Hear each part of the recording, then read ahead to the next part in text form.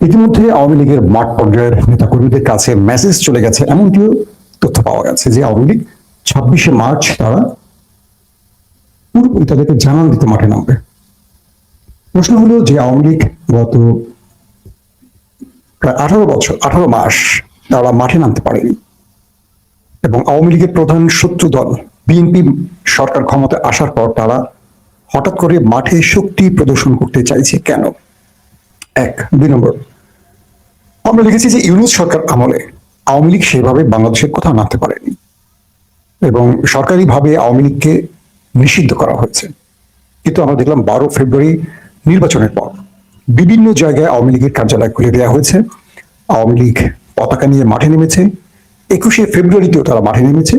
বিভিন্ন দিবসকে টার্গেট করে যেমন তারা মাঠে নামতে চাইছে, তেমনি বাংলাদেশের বিভিন্ন জায়গায় তারা তাদের রাজনীতিকে আবার শুরু করতে তাদের দলীয় কার্যালয়গুলো খুলে দেওয়ার চেষ্টা করছে। কোথাও কোথাও তারা বাধার মুখে পড়েছে, কোথাও কোথাও বর্তমান যে সরকারি দলটি আছে বিএনপি, তারা নিজেরই পার্টি অফিস খুলে দিয়েছে। এরপর থেকে আমরা দেখেছি যে বিএনপি বিরোধী শিবিরে এটা নিয়ে ব্যাপক আলোচনা শুরু হয়েছে, বিশেষ করে এনসিপি এবং জামাত ইসলামের মধ্যে। বাংলাদেশে কি বিএনপির হাত ধরে আওয়ামী লীগ রাজনীতি শুরু করতে পারবে? এটার পক্ষে বিপক্ষে অনেক রকম যুক্তিতর্ক আসতে শুরু করেছে। সবচেয়ে বিপজ্জনক হলো আওয়ামী লীগের যেসব বুদ্ধিজীবীরা সাম্প্রতিক সময় বিএনপি সেজে গেছেন এবং বিএনপির ঘরে ঢুকে পড়েছেন, তারা যে কোনো ভাবে একটা ন্যারেটিভ তৈরির চেষ্টা করছেন যে আওয়ামী লীগকে রাজনীতিতে আনা উচিত বিএনপি। এবং সবচেয়ে ভয়াবহ যে ব্যাপারটা সেটা হলো যে বিএনপির মধ্যে একটা বড় গ্রুপ আছে যারা বিএনপি খুব গুরুত্বপূর্ণ নেতা, তারা মনে করেন আওয়ামী লীগকে রাজনীতিতে ফিরিয়ে আনা উচিত। যারা তারেক রহমান আসলে ভাবছেনটা কি? দর্শক, কয়েকটা বিষয় আজকের আলোচনা থাকবে, আশা করি আপনারা পুরো বিষয়টা মন দিয়ে শুনবেন, অল্প একটু শুনেই মন্তব্য করবেন না, পুরো বিষয়টা শুনতে হবে। আওয়ামী লীগ নিষিদ্ধ হলো কখন? স্বাধীনতার পর যে আওয়ামী লীগ বাংলাদেশের সবচেয়ে বড় স্বাধীনতার দাবিদার, মুক্তিযুদ্ধের দাবিদার, সেই দলটি 24-এর বিপ্লবের পর, অভ্যুত্থানের পর প্রফেসর ইউনূস সরকার যখন অন্তর্বর্তীকালীন সরকার ক্ষমতায় বসেন, তখন এটি রাষ্ট্রীয়ভাবে নিষিদ্ধ করা হয়। কোন পরিস্থিতির আলোকে? যখন বাংলাদেশের 40,000 মানুষ অন্ধ, পঙ্গুত্ব এবং গুলি খেয়ে গুরুতর আহত হলো। প্রায় 20,000 ছাত্র জনতা প্রাণ দিল একটি রাষ্ট্রীয় বাহিনীর হাতে। স্বাধীন বাংলাদেশে শেখ মুজিবের রক্ষী বাহিনীর পর আওয়ামী লীগের এই 15.5 বছরের দুঃশাসন ছাড়া আর কোন সরকার এভাবে বাংলাদেশের মানুষের রক্ত ঝরায়নি। খুব দুঃখজনক হলেও সত্য যে বাংলাদেশের মানুষের মগজ কতটা পচে গেছে। যারা আওয়ামী লীগ করেন বা যারা আওয়ামী লীগ ভালোবাসেন, যারা আওয়ামী লীগের সাংবাদিক, আওয়ামী লীগের বুদ্ধিজীবী, আওয়ামী লীগের পেশাজীবী, আওয়ামী লীগের সমর্থনকারী, এক বাক্যে বলতে পারে তারা এটাকে বৈধতা দিচ্ছেন। আমরা কি দেখেছি? জুলাই অভ্যুত্থানে দেখেছিলাম যে একটা মামুলি আন্দোলন, বৈষম্যের বিরুদ্ধে যে আন্দোলন, সেই আন্দোলনটা পুলিশ, ছাত্রলীগ, যুবলীগ বাধা দিয়ে এটাকে একটা বড় বিপ্লবের রূপ দিয়েছে। এরপর আমরা দেখলাম কি সরকারি বাহিনী অর্থাৎ আমাদের নিরাপত্তা বাহিনী সঙ্গে আওয়ামী লীগ, যুবলীগ বা আওয়ামী লীগের ছাত্রলীগের বাহিনী আরো যারা গুন্ডা বাহিনী আছে তারা সম্পৃক্ত হয়ে প্রকাশ্যে ছাত্র জনতার উপর গুলি চালিয়ে বহু মানুষকে হত্যা করেছে।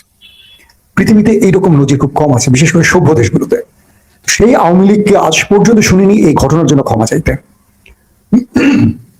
শেখ হাসিনা একটার পর একটা বক্তব্য দিয়েছেন দিল্লিতে বসে, কিন্তু কখনো তিনি একবারের জন্য বলেননি যেটা আমাদের ভুল হয়েছে, আইন শৃঙ্খলা বাহিনী অতিরঞ্জিত করে ফেলেছে, এভাবে নির্দেশনা ছিল না, এটা মানুষের উপরে গুলি চালানোটা আসলে অন্যায় হয়েছে, তার জন্য আমরা ক্ষমা চাই। আমরা কোথাও এই বিষয়টি দেখিনি। 15.5 বছরে এই শেখ হাসিনা তার গুন্ডা বাহিনী, তার পুলিশ লীগ, র্যাব লীগ, সেনাবাহিনী লীগ, বিজিবি লীগ, যত লীগ আছে সবাইকে মাঠে নামিয়ে বিএনপি জামাতকে কোণঠাসা করেছে, গণহারে হত্যা করেছে, গণহারে গ্রেফতার করেছে। বাংলাদেশে এমন একটি জায়গা নেই যেখানে বিএনপি জামাতের নেতাকর্মীরা জেল খাটেনি। এমন কোন পরিবার নেই যারা রাজনীতির সাথে অ্যাক্টিভ তারা জেল খাটেনি, তাদের ঘাড়ে 1 ডজন মামলা নেই। দুঃখজনক হলো সত্য যে 1.5 বছরের মাথায় এদেশের মানুষ আওয়ামী লীগের দুঃশাসন ভুলে গেছে।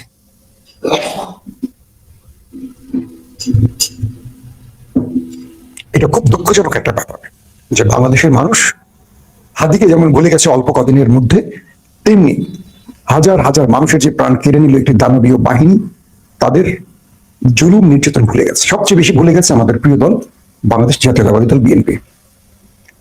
আমার নিজের মনে আছে, আমি পার্সোনালি একবার তারেক রহমানকে প্রশ্ন করেছিলাম যে যখন এই জুলুম নির্যাতনের মাত্রা অনেক বেড়ে গেছে, তার বেগম জিয়াকে ঘর থেকে বের করে দেওয়া হয়েছে, যে কখনো যদি বিএনপি ক্ষমতায় আসে আপনি আওয়ামী লীগকে ক্ষমা করে দেবেন? তিনি সংক্ষিপ্ত একটি বাক্যে বলেছে যে বাংলাদেশের মানুষ কে কি হারিয়েছে আমি জানি, কিন্তু বাংলাদেশের মানুষ এটাও জানে জিয়া পরিবার কি হারিয়েছে।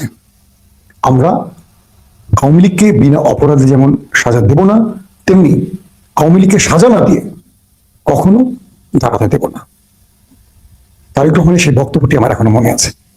তিনি হয়তো, আমি গণমাধ্যম কর্মী বলে আমার কাছে তার ক্ষোভের জায়গাটা খুব সংক্ষিপ্ত প্রকাশ করেছেন, কিন্তু তার চোখে মুখে যে ভাষাটা আমি দেখেছিলাম সেটা একটা, মানে কি বলবো, ভয়াবহ আগ্নেয়গিরি।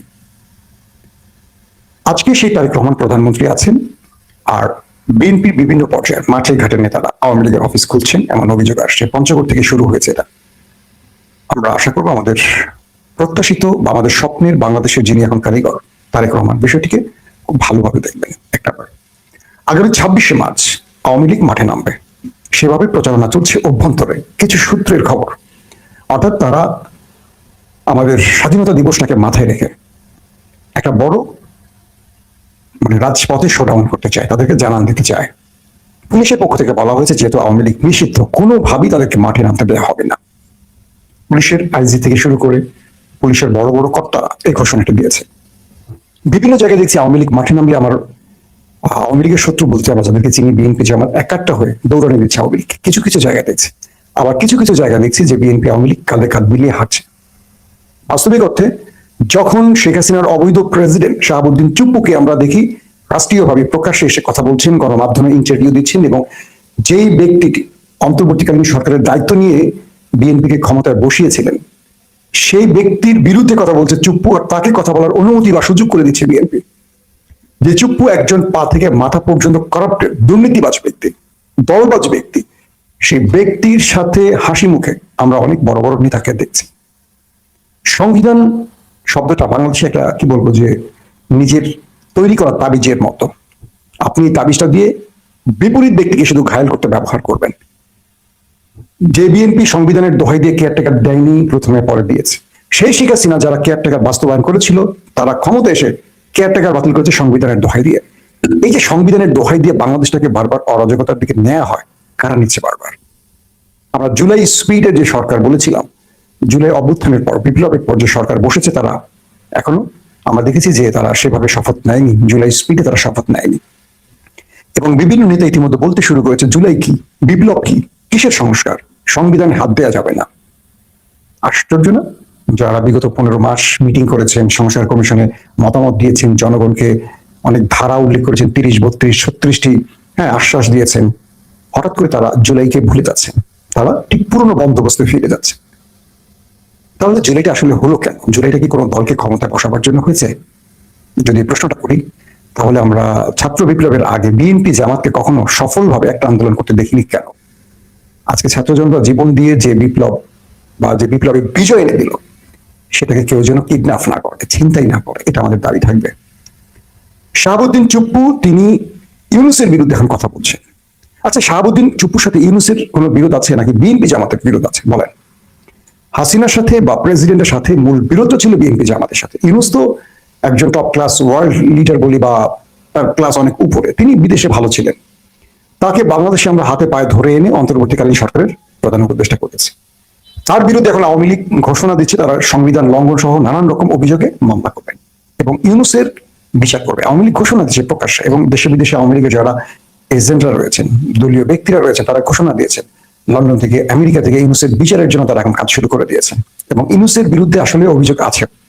ইউনূস সাহেব লন্ডনে গিয়ে জামাতের অভিযোগ যে তিনি বাংলাদেশের জুলাই স্পিডকে বিক্রি করে দিয়ে আসছেন।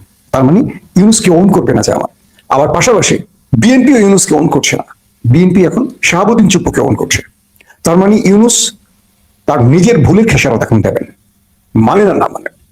যে জুলাই স্পিডের সরকার এসেছিল ইউনূসের হাত ধরে, ইউনূস তার স্বেচ্ছাচারিতা, তার পছন্দের করাপ্টেড ব্যক্তিদেরকে উপদেষ্টা করে রাষ্ট্র থেকে হাজার হাজার না লক্ষ লক্ষ কোটি টাকা লুটপাটের অভিযোগ উঠে গেছে গত 1.5 বছরে। তো সবকিছু মিলে ইউনূস নিজেও অনেক ফাঁদে ফেসে যেতে পারেন। আবার দেখা যাচ্ছে যে ইউনূসের সরকার অসাংবিধানিক, কিন্তু ইউনূস যে নির্বাচন দিয়েছেন সেটা সাংবিধানিক হয়ে যায় বিএনপির চোখে। আবার বলা হচ্ছে যে বিএনপি মূলত আওয়ামী লীগের বিচার চায়, কিন্তু বিএনপি যে ক্ষমতায় বসেছে, পর্দার অন্তরালে ডিপ স্টেট বা প্রতিবেশী রাষ্ট্রের সাথে যে চুক্তিগুলো, সেখানে আওয়ামী লীগকে ফিরিয়ে আনার একটি ইস্যু বিএনপির ঘাড়ে চাপিয়ে দেওয়া হয়েছে, যে কারণে বিএনপি চুপচাপ আওয়ামী লীগকে ফিরিয়ে আনতে চায়। এই অভিযোগগুলো কিন্তু ইদানিং উঠে আসছে, মানে যারা বিএনপি বিরোধী তারা এই অভিযোগগুলো করছে। বিএনপিকেও এই অভিযোগগুলোর ব্যাপারে বক্তব্য দেওয়া উচিত যে না, বিএনপি আওয়ামী লীগকে ফিরিয়ে আনবে না, বিএনপি আওয়ামী লীগের বিচার করবে, বিএনপি শেখ হাসিনার বিচার করবে, খুনিদের বিচার করবে। এই বক্তব্যগুলো বিএনপির পক্ষ থেকে জোরালো ভাবে আসা উচিত। কারণ জামাত ইসলাম খুব কৌশলে একটা খেলা খেলছে। জামাত মনে করছে বিএনপি 6 মাস থেকে সর্বোচ্চ 2 বছর টিকে থাকতে পারে কিনা, কারণ ইতিমধ্যে বিএনপিকে জনগণের থেকে বিচ্ছিন্ন করে ফেলার একটা চূড়ান্ত সিদ্ধান্ত জামাত বা এনসিপি নিয়েছে। তারা বিএনপির কঠোর সমালোচনা করবে না, মাঠে আন্দোলন দেবে না, যাতে বিএনপি আরো স্বেচ্ছাচারিতার মধ্যে পা রাখে। আর এতে করে বিএনপির মধ্যে চাঁদাবাজি বা বিএনপির মধ্যে বৈষম্য, বিএনপির মধ্যে রাষ্ট্রের মধ্যে দুর্নীতির প্রকট আকার ধারণ করবে। তখন জনগণ আরেকটা বিপ্লবের মুখোমুখি হবে। সেই বিপ্লবটা মূলত মূল বিপ্লব বলে বিবেচিত হবে। এটা হলো বিরোধী শিবিরের বক্তব্য। তো এই পরিস্থিতিতে জামাত এনসিপি কিন্তু তারা খুব শক্তিধর একটা গ্রুপ হয়ে গেছে, এবং এবার নির্বাচনে যদি ফেয়ার ইলেকশনের মাধ্যমে ফ্রি ফেয়ার ভোট গণনা হতো, কোনো ইঞ্জিনিয়ারিং না হতো, কারচুপি না হতো, আল্লাহ ভালো জানে কারা ক্ষমতায় বসে যেত। এটাও বলছে অনেক রাজনৈতিক সুশীলরা। সেই পরিস্থিতিতে বিএনপি জামাত এনসিপির পেছনে একটা বিশাল জনগোষ্ঠী অপেক্ষা করছে, এবং দুর্ভাগ্য হলেও সত্য যে বিএনপির বিশাল গ্রুপ লোক এবার জামাতকে ভোট দিয়েছে। তার মানে তারাও বিএনপির এই আসন্ন কর্মকাণ্ডগুলো তাদের ভালো লাগছে। ছাত্রদলের সাবেক কেন্দ্রীয় পর্যায়ের অনেক নেতা আছে, আমি একজনের নামই বলে দিই, শাহাবুদ্দিন লালটু, একজন মেধাবী ছাত্র নেতা, যিনি এখন কানাডাতে আছেন, পিএইচডি করেছে, রাজনীতি নিয়ে বিভিন্ন বিষয় নিয়ে লেখালেখি করেন, পড়াশোনা করেন। তিনি বিএনপি সরকারের এই কাজগুলোর সমালোচনা করে স্পষ্ট বলেছেন, এভাবেই বলেছেন যে বিএনপি তার নিজের কবর খুঁড়তে পারে তার এই কর্মকাণ্ডের মাধ্যমে। বিএনপির উচিত জুলাই স্পিডে একটা রাষ্ট্রীয় ব্যবস্থা তৈরি করা, যেটা মানুষের প্রত্যাশার। কিন্তু বিএনপি যদি সেই পুরনো বন্দোবস্তে ফিরে যায়, এটা হবে তাদের কফিনে শেষ পেরেক। এটা আমার কথা না, বিএনপির নেতাদের কথা। অনেক নেতারা হতাশ হয়ে গেছেন চুপ্পুকে টাইমলাইনে দেখে। যে চুপ্পু এখন ইউনূসের বিরুদ্ধে প্রকাশ্যে কথা বলছেন, সেই চুপ্পু এতদিন কথা বলতে পারেনি কেন, বা ইউনূস কেন চুপ্পুকে কথা বলতে দেননি? ইউনূস তো বিএনপি জামাতের কর্মী বা নেতা নন, তিনি নিরপেক্ষ জায়গায় ছিলেন। তাহলে বিএনপি কেন তাকে কথা বলতে দিচ্ছে? কিভাবে আওয়ামী লীগ মাঠে নামছে? বিভিন্ন জায়গায় ইতিমধ্যে নড়াইল বা আরো কয়েকটি জায়গায় আমরা দেখেছি যে আওয়ামী লীগের হাতে বিএনপি নেতা কর্মীরা প্রাণ দিয়েছে। এই যে বিষয়গুলো ঘটছে, এটা আমাদের জন্য খুব দুর্ভাগ্যজনক। এখন বিএনপিকে এই বিষয়গুলো স্পষ্ট করা উচিত। আমরা চাই জনাব তারেক রহমানের হাত ধরে একটা নতুন স্বনির্ভর বাংলাদেশ দেখতে, তিনি যে প্ল্যানগুলো, ভিশনগুলোকে জাতির কাছে উপস্থাপন করছেন, সেগুলো বাস্তবায়ন করতে। এবং সেটা আমরা জুলাইয়ের মধ্যে, জুলাই স্পিডের মধ্যে দেখছি, জুলাই সনদের মধ্যে দেখতে চাই। যে আশ্বাসগুলো জনগণকে দিয়ে দীর্ঘ 15-16 মাস ধরে আলোচনা হয়েছে, যেগুলো সবাই সর্বসম্মতিতে সিগনেচার হয়েছে, সেখানে যেন কোনো প্রকার সাংবিধানিক দোহাই দেওয়া না হয়। মনে রাখবেন, বিপ্লবোত্তর কোনো সংবিধান কোনো পৃথিবীতে চলে না, কোনো দেশ কোনো কোথাও চলে না। তাহলে শেখ মুজিবের মৃত্যুর পর যারা ক্ষমতায় আসছেন তারা অনেকেই অসাংবিধানিক হয়ে যাবেন। আমরা সিরিয়ার দিকে যাই, সিরিয়াতে একটা বিপ্লবের পর জোলানি বাহিনী ক্ষমতায় বসেছে, 5 বছরের জন্য তারা রাষ্ট্রীয় ক্ষমতায় বসছে। সংবিধান কোথায় তাদের? সিরিয়া ছিল বাংলাদেশ গুরুত্বপূর্ণ ইস্যু না, বড় রাষ্ট্রও না, কিন্তু আমাদের নেতারা এখন সংবিধানের কথা বলেন। এই বিএনপি নেতারা আওয়ামী লীগের আমলে ভিন্ন সংবিধানের কথা বলতেন। সংবিধান একটা বই, সেই বইটার মানে এপার আর ওপার পৃষ্ঠা উল্টালে আমাদের জাতীয় নেতারা সরকারে বসলে একরকম বলেন, বিরোধী শিবিরে বসলে আরেক রকম বলেন। এটা বন্ধ হওয়া উচিত। জনগণের স্বার্থে আসলে আমাদের কিছু করা উচিত। আওয়ামী লীগকে যদি রাজনীতি সুযোগ করে দেওয়া হয়, বাংলাদেশে সবচেয়ে বড় মাসুলটা দেবে বিএনপি। লিখে রাখেন, এটা কি বিএনপি বোঝে না? অবশ্যই বোঝে, কিন্তু বিএনপির অনেকে সেটা মানে না। বিএনপির ঘরের মধ্যে যারা আওয়ামী লীগের কালসাপগুলো রয়েছে, যারা আওয়ামী লীগের দুধ কলা খেয়ে এতদিন বিএনপিতে বসে শরীর স্বাস্থ্য মোটা তাজা করেছে, তারা তারেক রহমানকে কি কোনো ভুল পরামর্শ দিচ্ছে? এই প্রশ্নগুলো উঠে আসছে এখন। আমাদের বিশ্বাস যে দলটি 15.5 বছর মানুষের উপর একটা জগদ্দল পাথর হয়ে গিয়েছিল, দানব আকার ধারণ করেছেন, ইতিহাসের সবচেয়ে নির্মম, ইতিহাসের সবচেয়ে ভয়াবহ অত্যাচার নির্যাতন করেছে মানুষের উপর, তাদেরকে আর কোনোভাবে রাজনীতিতে ফিরিয়ে আনা হবে বাংলাদেশের ইতিহাসের সবচেয়ে কালো দিন। আর সেই দিনটি যদি বিএনপি এনে দেয়, আমি মনে করি আগামী দিন বিএনপি রাজনীতি থেকে মাইনাস হয়ে যাবে। কারণ এবার বিএনপিকে বিজয় ছিনিয়ে আনতে অনেক কাহিনী করতে হয়েছে, অনেক ডিপ স্টেটের খেলা পালিতে হয়েছে। সো আগামী দিন যেন বিএনপি জনগণের কাছে নির্বাচনের জন্য ভোট চাইতে পারে, সে রাস্তাটা খোলা রাখতে হবে। কারণ 15.5 বছর হাসিনা যে শক্তি তৈরি করে গেছে রাষ্ট্রের ভেতরে, সেই রাষ্ট্রের ভেতরে শক্তিগুলো এখন অ্যাক্টিভ আছে। তারা চাইলে তারেক রহমানকে খুব সহজে ভেঙে চুরমার করে দিতে পারবে। জামাতের, এনসিপির বা যারা বিপ্লবের অংশীজন, তাদেরকে নিয়ে একটি শক্তিশালী গণতান্ত্রিক রাষ্ট্র তৈরি করা উচিত বিএনপির। যদি এটা বিএনপি করতে পারে, বিএনপি লং টাইম ক্ষমতায় থাকতে পারবে। যদি বিএনপি এটি না পারে, এটা হবে বিএনপির জন্য সবচেয়ে বড় ভুল সিদ্ধান্ত। আবারও বলছি, যারা শেখ হাসিনা মানে আওয়ামী লীগ এবং দিল্লির প্রেসক্রিপশন নিয়ে বিএনপির মধ্যে বসে আছে যে কালসাপগুলো, তাদের চিহ্নিত করে এখন বের করতে হবে। বিএনপির বহু অ্যাক্টিভিস্ট, বিএনপির বহু নেতাকর্মীরা হতাশ আওয়ামী লীগ আবার রাজনীতিতে ফিরে আসার সুযোগ খোঁজার কারণে বা আওয়ামী লীগকে মাঠে দেখার কারণে। বিএনপি অনেক জায়গায় মার খাচ্ছে আওয়ামী লীগের হাতে। এতে করে বিএনপির বহু নেতাকর্মীরা হতাশ হচ্ছে, আতঙ্কিত হচ্ছে। আজকে দেখলাম নাহিদ ইসলাম বলেছে পুলিশ হত্যার বিচার করবে এই সরকার। তার মানে জুলাই যোদ্ধাদের ফাঁসিয়ে দিচ্ছে কিনা বিএনপি? বিএনপি যদি মনে করে তারা ক্ষমতায় বসে সবকিছু করতে পারবে, পারবে না। কারণ বিএনপির মধ্যে এখনো পুরো বাংলাদেশের প্রশাসন এখনো বিএনপির হাতে আসেনি।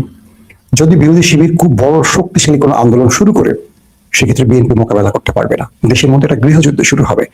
তাই বলছি, আমার বিশ্বাস এই বিষয়গুলো তারা বিবেচনা করবে, আওয়ামী লীগকে ফিরিয়ে আনার কোনো চেষ্টা যেন না করে। চুপ্পুকে দ্রুত বিচারের মুখোমুখি করতে হবে, কারণ বাংলাদেশে যত গণহত্যা হয়েছে, যত গুম খুন ক্রস ফায়ার হয়েছে, 24শে বিপ্লব যত প্রাণ গেছে, এগুলো সকল কিছুর বৈধতা উৎপাদন করেছে এই চুপ্পু। যদি বিএনপি চুপ্পুর বিচার না করে, বিএনপির বিচার করবে এই জনতা, মনে রাখবেন।